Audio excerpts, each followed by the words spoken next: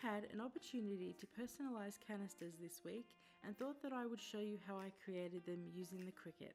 So let's get started.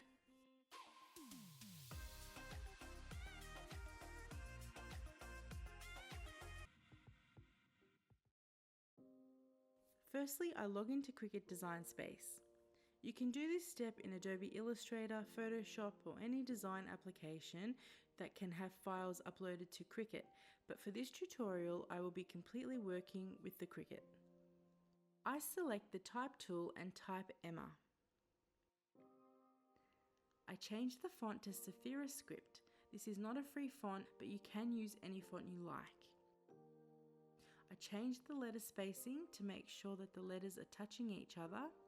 I then make the word large enough to fit on the canister.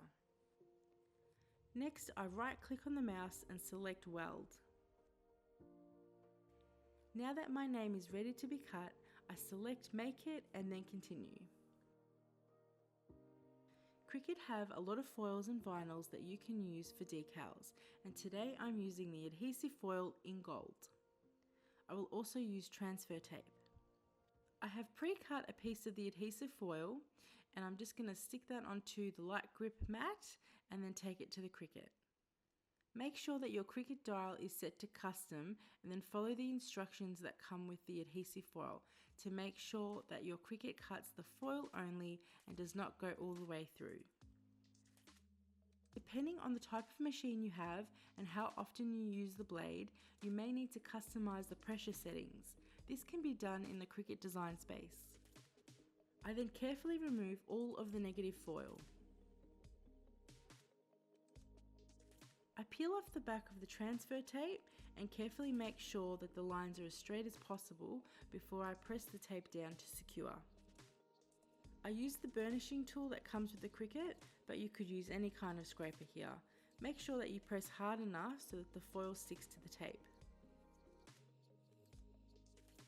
Carefully remove the transfer tape and gold foil from the backing paper. If this step has been done right, all of the foil should have been transferred.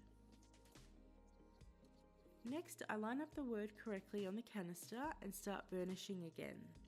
Make sure you press hard enough so the foil sticks to the canister.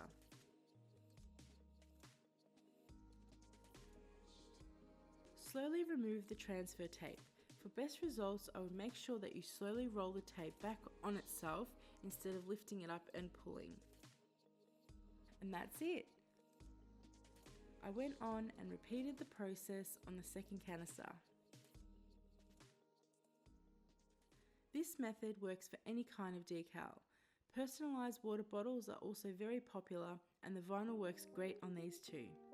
In coming weeks you will see me decal wedding signs, menus, mirrors and also boards, so stay tuned for those videos.